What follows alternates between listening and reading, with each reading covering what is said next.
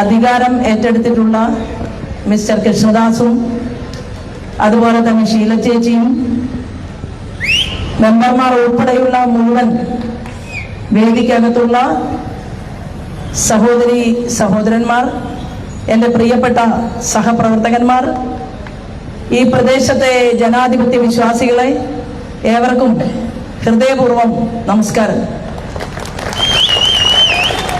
ഈ പഞ്ചായത്തിന്റെ ഭരണം ജനങ്ങൾ നിങ്ങളുടെ കൈകളിലേക്ക്, നമ്മുടെ കൈകളിലേക്ക് ഏൽപ്പിച്ചു നൽകിയതാണ്. എന്തുകൊണ്ട് ഭാരതീയ ജനതാ പാർട്ടിക്ക് ഈ പ്രദേശത്തെ ജനങ്ങൾ വോട്ട് ചെയ്തു എന്ന ചോദ്യത്തിന് ഉത്തരം ഇതിനു മുൻപ് സംസാരിച്ച എൻ്റെ പ്രിയപ്പെട്ട സഹോദരി വിശദീകരിച്ചിരിക്കും എന്ന് ഞാൻ കരുതുകയാണ്. ഞാൻ ഇന്ന് വരുന്നത് ആലപ്പുഴ ജില്ലയിൽ നിന്നാണ്. കേരളത്തിലെ ഒരു കാലത്ത് കമ്മ്യൂണിസ്റ്റ് പാർട്ടിയുടെ പ്രഗത്ഭമതിയായിട്ടുള്ള ലീഡറായിരുന്ന ഗൗരിയമ്മയുടെ നാട്ടിൽ അരൂരിൽ ചേന്നംപള്ളിപ്പുറത്ത് ഭാരതീയ ജനതാ പാർട്ടി ഭരണം ഇതുപോലെ തന്നെ ഏറ്റെടുത്തിരിക്കുകയാണ്.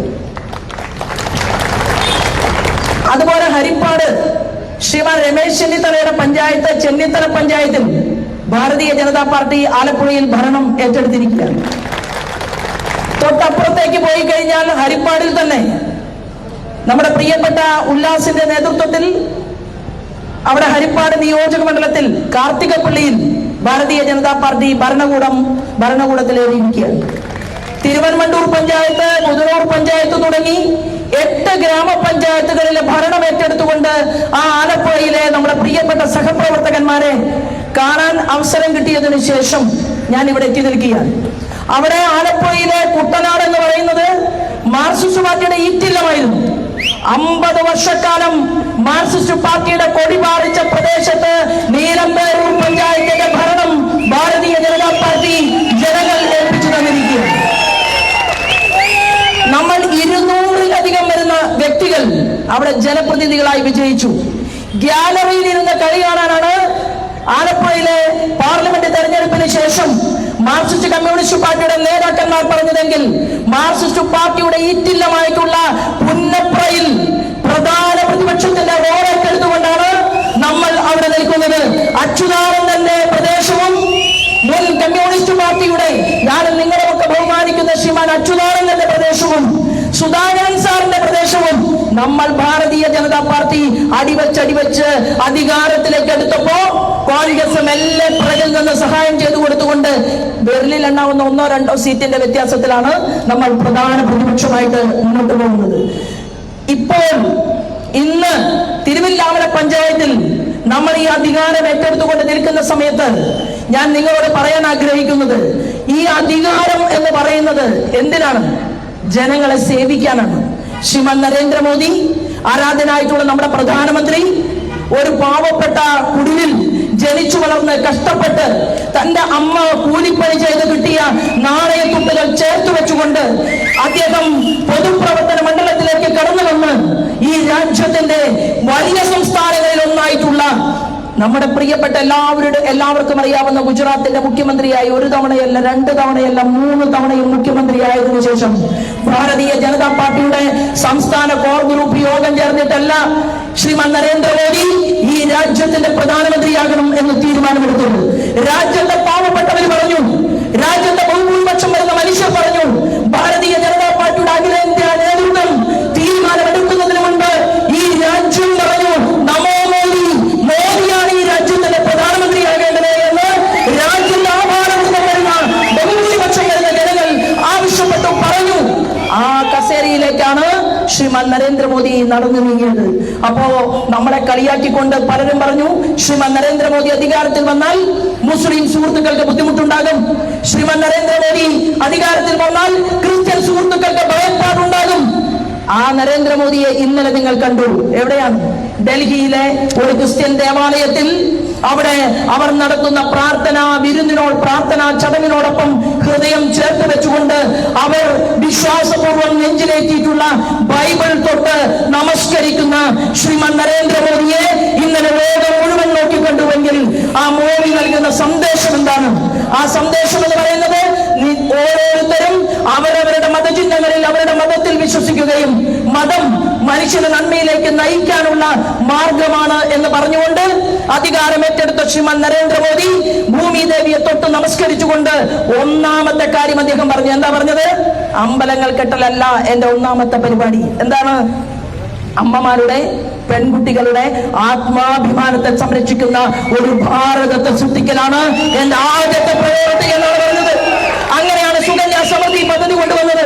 അങ്ങനെയാണ് സ്വച്ഛ ഭാരത് പദ്ധതി കൊണ്ടുവന്നത്. പിണറായി വിജയൻ പേര് മാറ്റിയിട്ട് ഹരിത കേരളം പദ്ധതി എന്നാക്കി മാറ്റിയെങ്കിൽ പോലും കക്കൂസും കുളിമുറിയും എല്ലാം ലക്ഷക്കണക്കിന് പേര് നാടുകളിലേക്ക് കൊണ്ടുവന്നത് ആ സ്വച്ഛ ഭാരത് പദ്ധതിയുടെ ഭാഗമായിട്ടാണ്. സ്വച്ഛ ഭാരത് പദ്ധതി നമ്മുടെ നാട്ടിൽ കൊണ്ടുവന്ന ശ്രീമാൻ നരേന്ദ്രമോദി. ന്യൂനപക്ഷ സഹോദരന്മാർ അവരെ തെറ്റിദ്ധരിപ്പിച്ചുകൊണ്ട് പറഞ്ഞു, പൗരത്വ നിയമം രാജ്യത്ത് പാസ്സായി കഴിഞ്ഞാൽ നിങ്ങൾക്ക് പള്ളിയിൽ പോകാൻ പള്ളിയുണ്ടാകില്ല, സ്ഥലമുണ്ടാകില്ല, വീടുണ്ടാകില്ല എന്ന് പറഞ്ഞ് ഇവിടുത്തെ മുസ്ലിം സഹോദരന്മാരെ തെറ്റിദ്ധരിപ്പിക്കാൻ പരിശ്രമിച്ചു. അവര് എല്ലാവരും ചേർന്ന് കടകളടച്ചു. എന്നിട്ട് അവര് പറഞ്ഞു, ഞങ്ങൾ രാജ്യം വിട്ടു പോകാൻ തയ്യാറല്ല. ആര് പറഞ്ഞു നിങ്ങളോട് രാജ്യം വിട്ടു പോകാൻ? നിങ്ങളുടെ നാട് ഈ ഭാരതമാണ്. നിങ്ങളുടെ അമ്മ ഭാരതാമ്മയാണ്. നിങ്ങൾ ഇവിടെ നമാസ് നടത്തുമ്പോ, നിങ്ങൾ നിസ്കരിക്കുമ്പോ, നിങ്ങൾ മകളെ ഇവിടെ വിവാഹം കഴിച്ചു കൊടുക്കുമ്പോ മയ്യത്ത് നമസ്കാരം നടത്തിക്കൊണ്ട് നിങ്ങൾ ആ പള്ളിയിൽ നിന്ന് ഹൃദയം ചേർത്ത് വെച്ചുകൊണ്ട് ഇറങ്ങി വരുമ്പോ നിങ്ങൾ ഈ ഭാരതത്തിന്റെ മക്കളാണ്.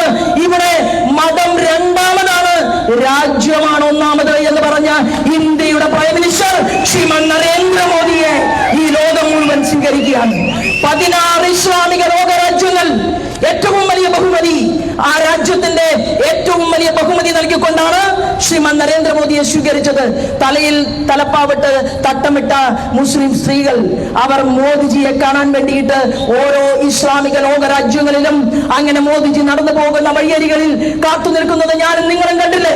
ആ 16 ലോകരാജ്യങ്ങൾ അംഗീകരിച്ച ശ്രീമാൻ നരേന്ദ്രമോദിയെ നിങ്ങൾ അപമാനിക്കാനും ആക്ഷേപിക്കാനും അധിക്ഷേപിക്കാനും വേണ്ടി ഇവിടുത്തെ ഇടതുപക്ഷ ജനാധിപത്യ മുന്നണിയും ഐക്യ ജനാധിപത്യ മുന്നണിയും നിങ്ങൾ ഒരുമിച്ച് വന്നപ്പോ കേരളത്തിന്റെ ഹൃദയം തൊട്ട് അദ്ദേഹത്തിന്റെ കൈപിടിച്ച് നടക്കുന്ന സഹോദര തുല്യനായ രാമലക്ഷ്മണന്മാരെ പോലെ കൈപിടിച്ച് ജ്യേഷ്ഠ നിങ്ങൾ മുന്നോട്ട് പോകൂ, നിങ്ങൾക്ക് കരുത്തായി കാവലായി ഞാനുമുണ്ട് എന്ന് പറയുന്ന ആ രാഷ്ട്രീയത്തിന്റെ ചാണക്യനായിട്ടുള്ള അമിത്ഷാജി അങ്ങ് അനന്തപുരിയിൽ തിരുവനന്തപുരത്ത് വന്ന് നമ്മുടെ ഓഫീസിന്റെ ഉദ്ഘാടന കർമ്മം നിർവഹിച്ചപ്പോ എത്ര പെർസെന്റേജ് വോട്ടുണ്ട് BJPക്ക് എന്ന് അദ്ദേഹം ചോദിച്ചില്ല.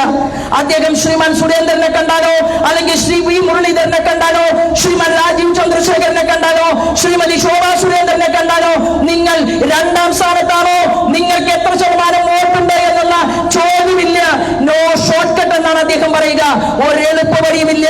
വിജയിക്കുക, മുന്നേറുക, ജനങ്ങളുടെ ജോലിക്കാരെ പോലെ പ്രവർത്തിക്കുക, ഈ മുദ്രാവാക്യമാണ് ശ്രീമാൻ അമിത്ഷാജി എന്റെയും നിങ്ങളുടെയും മുന്നിൽ വെച്ചിട്ടുള്ളത്. ആ തിരുവനന്തപുരത്തെ ഓഫീസ് ഉദ്ഘാടനം ചെയ്തപ്പോ അദ്ദേഹം ചോദിച്ചു, എവിടെയാണ് മുഖ്യമന്ത്രിക്ക് ഇരിക്കാനുള്ള മുറി എന്നാണ് അന്ന് ശ്രീമാൻ അമിത്ഷാജി ചോദിച്ചിട്ടുള്ളതെങ്കിൽ ഡബിൾ എഞ്ചിൻ സർക്കാർ കേരളത്തിൽ ഞാനും നിങ്ങളും കഠിന പ്രയത്നം ചെയ്തുകൊണ്ട് ഉണ്ടാക്കും. അതിന്റെ സൂചനയാണ് അനന്തപുരിയിൽ കണ്ടത്. എന്തായി? കോൺഗ്രസും മാർക്സിസ്റ്റ് പാർട്ടിയും പാവപ്പെട്ട മുസ്ലിം സഹോദരന്മാരോട് പറഞ്ഞു, എന്താണ്? 100 വോട്ടുള്ള മുസ്ലിം സുഹൃത്തുക്കളുടെ വീട്ടിൽ പോയി അവിടെ ചെന്നിട്ട് പറഞ്ഞു, ഒരു കാരണവശാലും BJPക്ക് കൗൺസിലർ ഉണ്ടാകാൻ പാടില്ല, ഒരു കാരണവശാലും ഭാരതീയ ജനതാ പാർട്ടിക്ക് തിരുവനന്തപുരത്ത് മേയർ ഉണ്ടാകാൻ പാടില്ല.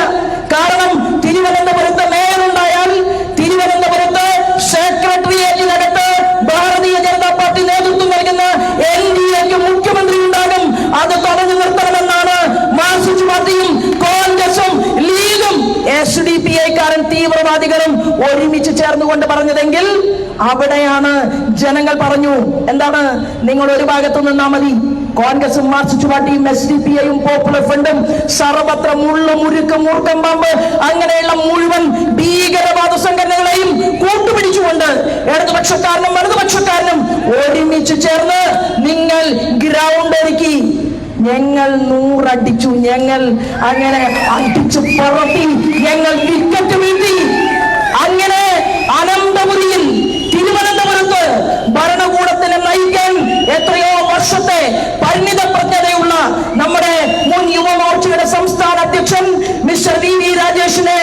അവിടെ നമ്മൾ ചെയർമാനാക്കി പ്രഖ്യാപിച്ചു. അത് കഴിഞ്ഞ് ഒരു SC കുടുംബത്തിൽ നിന്ന് ജനിച്ചു വളർന്ന് പൊതുപ്രവർത്തന രംഗത്തേക്ക് കടന്നു വന്ന് അസംബ്ലി തെരഞ്ഞെടുപ്പിൽ നിർണായകമായിട്ടുള്ള മുന്നേറ്റം കൊണ്ടുവന്ന ആശാനാഥ് എന്ന് പറയുന്ന എന്റെയും നിവേദിതയുടെയും ഒക്കെ അനിയത്തിക്കുട്ടിയായി കേരളം കണ്ടിട്ടുള്ള ആ പെൺകുട്ടിയെ നമ്മൾ ഒരു പൊസിഷനിലേക്ക് കൊണ്ടുവന്നു.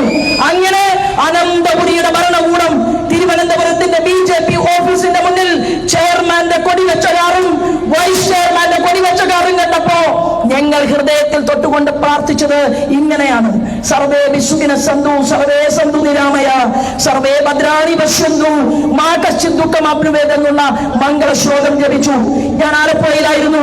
എനിക്ക് അങ്ങോട്ടേക്ക് പോകാൻ സാധിച്ചില്ല. കാരണം ക്രിസ്മസ് കരോളിൽ മുസൽമാനും ഹിന്ദുവും ക്രിസ്ത്യാനിയും ഒരുമിച്ച് ചേർന്നുകൊണ്ട് ആലപ്പുഴയിലെ ചാരുമൂട്ടിൽ നടത്തിയ ക്രിസ്മസ് കരോളിന് അവിടുത്തെ പിഞ്ചുകുട്ടികളെയും അമ്മമാരെയും അടിച്ചോടിച്ച മാർക്സിസ്റ്റ് പാർട്ടിയുടെ ആളുകളുടെ മുന്നിലേക്ക് ഇന്നലെ രാവിലെ ക്രിസ്മസ് ദിവസം രാവിലെ പോകാൻ നിയോഗിക്കപ്പെട്ട ഒരു വ്യക്തിയായതുകൊണ്ട് ഞാൻ അവിടെയായിരുന്നു, ആലപ്പുഴയിലായിരുന്നു. അവരാശുപത്രിയിൽ നിന്ന് ഡിസ്ചാർജ് ചെയ്തുകൊണ്ട് മാധ്യമ സുഹൃത്തുക്കളുടെ മുന്നിൽ ഞാൻ പറഞ്ഞത്, ഏതെങ്കിലും ഒരു അമ്മയെ തൊട്ടാൽ, ഏതെങ്കിലും ഒരു പെൺകുട്ടിയെ കേരളത്തിന്റെ തെരുവീതിയിൽ ആക്രമിക്കാൻ അത് മാർക്സിസ്റ്റ് അല്ല, കോൺഗ്രസ് അല്ല, ലീഗ് അല്ല, ഭീകരവാദിയല്ല, ആര് തൊട്ടാലും അവിടെ ഭാരതീയ ജനതാ പാർട്ടിയുടെ സ്ത്രീ മുന്നേറ്റം ഉണ്ടാകുമെന്ന് പ്രഖ്യാപിച്ചുകൊണ്ടാണ് അവിടെ നിന്ന് അവരെ ആശുപത്രിയിൽ 2 മണി വരെ അവരോടൊപ്പം ഞങ്ങളുടെ സഹപ്രവർത്തകന്മാർ ചിലവഴിച്ചുകൊണ്ട് ഞാൻ ഉൾപ്പെടെ ഒരുമിച്ച് നിന്നുകൊണ്ട് അവരെ ഡിസ്ചാർജ് ചെയ്ത് അവിടെ കൊണ്ടുപോയി. 2 സ്ഥലത്തും നമ്മളാ ജയിച്ചത്. 2 വാർഡിലും ഭാരതീയ ജനതാ പാർട്ടിയാണ് വിജയിച്ചത്. അവിടെ ഒരു മുസ്ലിം സുഹൃത്ത്, അദ്ദേഹം ഒരു പാവപ്പെട്ടവനാണ്, കയറ്റിറക്ക് തൊഴിലാളിയാണ്, ഒരു യൂണിയൻ പണിയെടുത്തുകൊണ്ട് കുടുംബം പുലർത്തുന്ന ഒരു സഹോദരനാണ്. ആ സഹോദരനെ അടക്കം അവരെ അടിച്ച് ഒതുക്കാൻ പരിശ്രമിച്ചുവെങ്കിൽ 8ഉം 10ഉം സ്റ്റിച്ച് അദ്ദേഹത്തിന്റെ തലയിലിടേണ്ട സാഹചര്യമുണ്ടായി. ഞാൻ അവരുടെ അരികിൽ ചെന്നിരുന്നപ്പോ ആ അമ്മ പറഞ്ഞു, ഞങ്ങൾക്ക് ആർക്കും പ്രത്യേകമായിട്ട് ഒരു രാഷ്ട്രീയമില്ല, ആ ക്ലബിന് ഒരേ ഒരു രാഷ്ട്രീയമേ ഉള്ളൂ, അതെന്താണ്? മനുഷ്യത്വമാണ്. ഞങ്ങൾ മുസ്ലിമും ഹിന്ദുവും ക്രിസ്ത്യാനിയും ഒരുമിച്ച് ചേർന്നുകൊണ്ട് ജീവിക്കുന്ന ഈ ചാരുമൂടില് എങ്ങനെ അടിക്കാൻ തോന്നി എന്റെ ഭർത്താവിനെ എന്ന് ആ മുസ്ലിം ഉമ്മ ചോദിച്ചു. എന്നിട്ട് ആ മുസ്ലിം ഉമ്മ ഇങ്ങനെയും പറഞ്ഞു, എന്താണെന്നറിയുമോ? അവര് സ്വബോധത്തിലായിരുന്നില്ല. അപ്പോ ആലപ്പുഴയിൽ MDMA കച്ചവടത്തിന് നേതൃത്വം കൊടുത്ത ഒരു സഖാവിനെ കുറച്ചു നാളുകൾക്ക് മുമ്പ് പാർട്ടിയിൽ നിന്ന് പുറത്താക്കിയപ്പോ ജില്ലാ സെക്രട്ടറി നാസർ യോഗം ചേർന്നുകൊണ്ട് പറഞ്ഞു, എന്താണ്? സമൂഹത്തെ നശിപ്പിക്കാൻ സാധിക്കുന്ന രീതിയിലുള്ള ഈ കച്ചവടത്തിൽ ഏർപ്പെട്ടതുകൊണ്ട് നാസറെ പാർട്ടിയിൽ നിന്ന് പുറത്താക്കുന്നു എന്നാണ് പറഞ്ഞത്. കുറച്ചു ദിവസം കഴിഞ്ഞപ്പോ പഞ്ചായത്ത് തെരഞ്ഞെടുപ്പ് എടുത്തപ്പോ നാസറിന്റെ MDMA ഉൾപ്പെടെയുള്ള മയക്കുമരുന്ന് കച്ചവടത്തിൽ നിന്ന് കിട്ടിയ പണം അങ്ങോട്ട് വാങ്ങി പാർട്ടിയുടെ പെട്ടിയിലിട്ടു. എന്നിട്ട് നാസറിന് ടിക്കറ്റ് കൊടുത്ത് നാസറിനെ മത്സരിപ്പിക്കാൻ തീരുമാനിച്ച അതേ ജില്ലയിൽ ഒരു സമൂഹത്തെ നശിപ്പിക്കാൻ, യുവാക്കളെ വഴിതെറ്റിക്കാൻ, അങ്ങനെ പാവപ്പെട്ടവന്റെ കുട്ടികളെ മാത്രമേ ഇപ്പോ ഇൻകുലാബ് സിന്ദാബാദ് വിളിക്കുന്നുള്ളൂ, ആ കൊടി പിടിക്കുന്നുള്ളൂ. എന്താ കാരണം? ഇവരുടെയൊക്കെ മുന്തിയ ആളുകളുണ്ടല്ലോ. ആലത്തൂരിലെ മുൻ MP ബിജുവിന്റെ കൂട്ടാളികളാണ്. ബിജു ഒരു ദിവസം രാത്രി കിടന്നുറങ്ങി, രാവിലെ എണീറ്റു. ബിജുവിന് തോന്നി ബിജുവിനൊരു ഡോക്ടറേറ്റ് വേണം. ഏതിലാണ്? കെമിസ്ട്രിയിൽ തന്നെ ഡോക്ടറേറ്റ് വേണം. കെമിസ്ട്രിയിൽ ഡോക്ടറേറ്റ് കിട്ടണമെങ്കിൽ ലബോറട്ടറിയിൽ പോണ്ടേ, പഠിക്കണ്ടേ? പക്ഷെ ബിജു ചോദിച്ചു, ഇവിടെ മാനദണ്ഡങ്ങൾ നോക്കിയിട്ടാണോ പിണറായി വിജയൻ എല്ലാവർക്കും ഡോക്ടറേറ്റ് കൊടുക്കുന്നത്? വാഴക്കുളയും ചങ്ങമ്പുഴയെയും തിരിച്ചറിയാത്ത ചിന്താജനോവിനും കൊടുത്തില്ലേ ഡോക്ടറേറ്റ്? അപ്പൊ എനിക്കും വേണം ഒരു ഡോക്ടറേറ്റ്, ബിജു പറഞ്ഞു. അപ്പോ ബിജുവിന്റെ ഭാര്യ പറഞ്ഞു, എന്റെ ചേട്ടൻ എന്തായാലും ഒരു ഡോക്ടറേറ്റ് കൊടുക്കണം. കാരണം എന്താണ്? ഷാജു ഖാന് നിങ്ങൾ ഡോക്ടറേറ്റ് കൊടുത്തില്ലേ? പരീക്ഷ എഴുതാതെ പോസ്റ്റ് ഗ്രാജുവേഷൻ സർട്ടിഫിക്കറ്റ് വേണമെന്ന് വാശി പിടിച്ച ആർഷോക്കും കൊടുത്തില്ലേ നിങ്ങൾ സർട്ടിഫിക്കറ്റ് എന്നാണ് ബിജുവിന്റെ ഭാര്യ ചോദിച്ചത്. അപ്പോ ഒരു മാർക്സിസ്റ്റ് പാർട്ടിയുടെ നല്ലവനായ നേതാവ് ബിജുവിന്റെ ഭാര്യയോട് പറഞ്ഞു, നീ വായടക്കി മിണ്ടാതിരുന്നോ, കാരണം നീ നല്ല പരീക്ഷയിലെ റാങ്ക് കിട്ടിയിട്ടല്ല മുന്തിയ യൂണിവേഴ്സിറ്റിയില് ജോലി ചെയ്യുന്നത് എന്ന് ബിജുവിന്റെ ഭാര്യയോട് വേറൊരു സഖാവ് പറഞ്ഞു. അപ്പോ ബിജുവിന്റെ ഭാര്യ എന്താ പറഞ്ഞത്? കണ്ണൂരില് രാകേഷിന്റെ ഭാര്യയ്ക്ക് ജോലി കിട്ടിയത് റാങ്ക് കിട്ടിയിട്ടാണ്. എന്ന് ബിജുവിന്റെ ഭാര്യ അങ്ങോട്ട് ചോദിച്ചു. എന്നിട്ട് ബിജുവിന്റെ ഭാര്യ പറഞ്ഞു, അല്ല എനിക്ക് മാത്രമേ കുഴപ്പമുള്ളൂ, MP രാജേഷിന്റെ ഭാര്യ സംസ്കൃത സർവകലാശാലയില് വലിയ ജോലി ചെയ്യുന്നത് നന്നായി പഠിച്ചിട്ടാണോ, റാങ്ക് വാങ്ങിയിട്ടാണോ എന്ന് ചോദിക്കുന്നവരുടെ പാർട്ടിയായി ഈ മാർക്സിസ്റ്റ് പാർട്ടി മാറിയിരിക്കുകയാണ്. പിണറായി വിജയൻ, ആ പിണറായി വിജയനാണ് മാർക്സിസ്റ്റ് പാർട്ടിയുടെ അന്തകവിത്ത്. ഇത് ഞാൻ പറയുമ്പോ എനിക്കെതിരെ കോടതിയിൽ പോയി കേസ് കൊടുത്തിട്ട് ഒരു കാര്യവുമില്ല. ഞാനിപ്പോ ഇടയ്ക്കിടയ്ക്ക് കോടതി പോവുകയാണ്. ഞാൻ എന്തെങ്കിലും പ്രസംഗിച്ചാൽ മാർക്സിസ്റ്റുകാരൻ കേസ് കൊടുക്കും, വേറെ എന്തെങ്കിലും പ്രസംഗിച്ചാൽ KC വേണുഗോപാൽ കേസ് കൊടുക്കും. KC വേണുഗോപാലിനെ കുറിച്ച് ഞാൻ പറഞ്ഞു, ജനാധിപത്യത്തെ പണാധിപത്യം കൊണ്ട് അട്ടിമറിച്ചവനാണ് ആലപ്പുഴയിലെ KC വേണുഗോപാൽ. ഞാൻ പറഞ്ഞപ്പോ എനിക്കെതിരെ കേസ് കൊടുത്തു, മാനനഷ്ടത്തിനാണ് കേസ് കൊടുത്തത്. അപ്പൊ ഞാൻ പറഞ്ഞു എന്റെ വക്കീലിനോട്, വക്കീല് കോടതിയിൽ ബോധ്യപ്പെടുത്തണം, KC വേണുഗോപാലിന് മാനം നഷ്ടപ്പെടുത്താനാണെങ്കിൽ കരിമണൽ കർത്തയുടെ കേസ് പറയേണ്ട കാര്യമില്ല, സരിതയുടെ സോളാർ കേസ് പറഞ്ഞാൽ പോലെ എന്ന് ഞാൻ വക്കീലിനോട് ചോദിച്ചു. അപ്പൊ നമ്മൾ കേസ് കൊടുക്കുന്നത് കരിമണൽ കർത്തയ്ക്ക് എങ്ങനെ മണൽ കിട്ടി, എങ്ങനെയാണ് കോൺഗ്രസിന്റെ യൂണിയൻ നേതാവ് ചന്ദ്രശേഖരനും മാർക്സിസ്റ്റ് പാർട്ടിയുടെ യൂണിയൻ നേതാവ് എളമരം കരീമും ഒരുമിച്ച് ചേർന്നുകൊണ്ട് കരിമണൽ കർത്തയ്ക്ക് വേണ്ടി സമരം നടത്തുമ്പോ KC വേണുഗോപാൽ എങ്ങനെയാണ് സഹായിച്ചത്? ഇതാ ഞാൻ പ്രസംഗത്തിൽ ചോദിച്ചത്. KC വേണുഗോപാൽ എങ്ങനെയാണ് മറ്റുള്ള മധ്യപ്രദേശിലെ അവരുടെ മുൻ മന്ത്രിയുടെ കൂടെ ഒരുമിച്ച് ചേർന്നുകൊണ്ട് ബിസിനസ് നടത്തുന്നത്? ഇത് ഞാൻ ചോദിച്ചപ്പോ കേസായി. പിന്നെ എന്റെ കൂടെ ഞാൻ കൊച്ചി എയർപോർട്ടിൽ നിന്ന് ഡൽഹിക്ക് പോയി, ഞാൻ തമിഴ്നാട്ടിൽ നിന്ന് ഡൽഹിക്ക് പോയി. കൊച്ചി എയർപോർട്ടിൽ നിന്ന് ശോഭ വരണ്ട എന്ന് പറഞ്ഞ ഒരു മഹാനുണ്ട്, ശ്രീമാൻ EP ജയരാജൻ. BJPയിൽ ചേരാൻ തീരുമാനിച്ച് നമ്മളോടൊപ്പം വന്ന് ഡൽഹിയിൽ വന്ന് വണ്ടി ഇറങ്ങി. നമ്മുടെ ഈ ഷാളുണ്ടല്ലോ, ഈ താമര ചിഹ്നമുള്ള ഷാള്, അത് കഴുത്തിലിടുന്നതിന്റെ തൊട്ടു മുമ്പ് 1.5 മണിക്കൂർ മുമ്പാണ് പിണറായി വിജയന്റെ ഫോൺ വന്നത്. പിണറായി വിജയന്റെ ഫോൺ കിട്ടിയപ്പോ EP ജയരാജൻ എന്നോട് പറഞ്ഞു, ശോഭ ക്ഷമിക്കണം, കാരണം എനിക്ക് എന്റെ കുടുംബത്തെ കുറിച്ച് ആലോചിച്ച് ആവലാതിയുണ്ട്, വേദനയുണ്ട്, അതുകൊണ്ട് എനിക്ക് തിരിച്ചു പോകണം. ഒരു എലിക്കുട്ടിയെ പോലെ, പൂച്ചയുടെ മുന്നിൽപ്പെട്ട എലിക്കുട്ടിയെ പോലെ വിറച്ച EP ജയരാജന്റെ മുഖം അന്നും ഇന്നും ഞാൻ മറന്നിട്ടില്ല. പക്ഷെ ആ EP ജയരാജൻ എനിക്കെതിരെ കേസ് കൊടുത്തിരിക്കുകയാണ്. EP ജയരാജന് ഞാൻ മാനനഷ്ടമുണ്ടാക്കി. അപ്പൊ ഞാൻ പറഞ്ഞു, EP ജയരാജൻ ഒരു പുസ്തകം എഴുതി, ആ പുസ്തകത്തിന്റെ പേര് ആത്മകഥ എന്നാണ്. അപ്പൊ ഞാൻ പറഞ്ഞു, കള്ളന്റെ ആത്മകഥ എന്ന് പേരിട്ടാൽ ഏറെ നന്നായിരുന്നു എന്ന് ഞാൻ പ്രസംഗിച്ചു. അപ്പോൾ വീണ്ടും എനിക്കെതിരെ ഒരു കേസ്.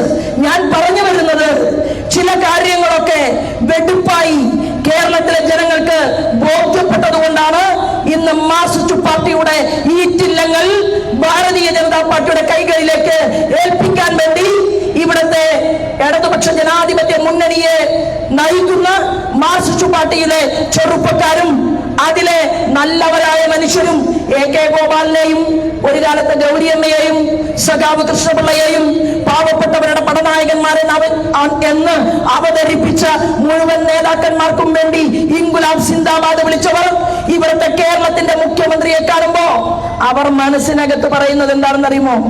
സ്വർണ്ണക്കള്ളക്കടത്തിന് പോവുകയാണ് ഇടയ്ക്കിടയ്ക്ക് എന്ന് അവര് തന്നെയാണ് പറയുന്നത്.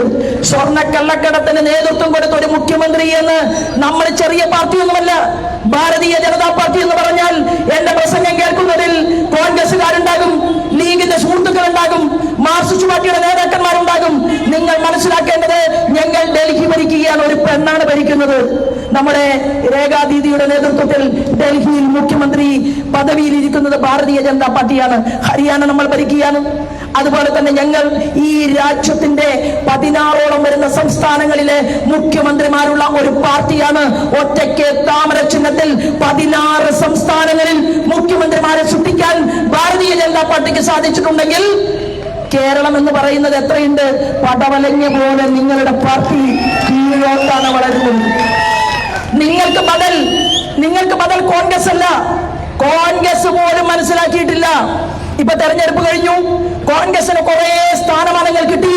അപ്പോ KC വേണുഗോപാല് തന്റെ ഗ്രൂപ്പിൽ പെട്ട ആളുകളെ പിച്ചി നോക്കിയാൽ എന്താണ്, ഇത്ര വോട്ടൊക്കെ കോൺഗ്രസിന് കേരളത്തിൽ വന്നോ എന്ന് കോൺഗ്രസിന്റെ നേതാക്കന്മാർ പരസ്പരം ഇത് സ്വപ്നമാണോ ഇത് യാഥാർത്ഥ്യമാണോ എന്ന് അവർ നോക്കി പണിയെടുത്തിട്ടില്ല. നരേന്ദ്രമോദി പ്രഖ്യാപിച്ച 300 പദ്ധതികൾ അത് കേരളത്തിലെ സർവ്വസാധാരണക്കാർക്ക് എത്തിച്ചു കൊടുക്കണം എന്നാവശ്യപ്പെട്ടുകൊണ്ട് ഒരു സമരം നടത്തിയിട്ടില്ല. കേരളത്തിലെ മുഖ്യമന്ത്രി നെറികേടിനെ കുറിച്ച് ചോദ്യം ചെയ്യാൻ വേണ്ടി സത്യസന്ധമായി ഒരു കോടതി മുമ്പാകെയും ഇന്ത്യൻ നാഷണൽ കോൺഗ്രസ് മുന്നോട്ട് പോയിട്ടില്ല. എന്നാലും അവരിലേക്ക് വോട്ടുകൾ ഒഴുകി വന്നു എന്നാണ് അവർ പറയുന്നത്. എന്തുകൊണ്ടാണ്? കാരണം ഈ മാർക്സിസ്റ്റ് പാർട്ടിയുടെ നേതൃത്വത്തിലുള്ള ഇടതുപക്ഷ ജനാധിപത്യ മുന്നണിയുടെ മുഖ്യമന്ത്രി ഈ പിണറായി വിജയന്റെ മുഖം ഞങ്ങൾക്കിനി കാണണ്ട എന്ന് കേരളത്തിലെ ജനത തീരുമാനമെടുത്തത് കൊണ്ട് ഭാരതീയ ജനതാ പാർട്ടിക്ക് ശക്തിയില്ലാത്ത പ്രദേശങ്ങളിൽ കോൺഗ്രസിലേക്ക് ആ വോട്ടുകൾ ഒഴുകിപ്പോയി. അല്ലാതെ ശബരിമലയില് അയ്യപ്പന്റെ കട്ടില പൊളിച്ചപ്പോ സംരക്ഷണം കൊടുക്കാൻ നട്ടലുണ്ട് കോൺഗ്രസിന് എന്ന് കരുതിയിട്ടാണോ അവർക്ക് വോട്ട് പോയത്? അല്ല. കഴിഞ്ഞ കാല കേരളത്തിൽ അയ്യപ്പന്റെ ആചാരത്തെ അനുഷ്ഠാനത്തെ സംരക്ഷിക്കണം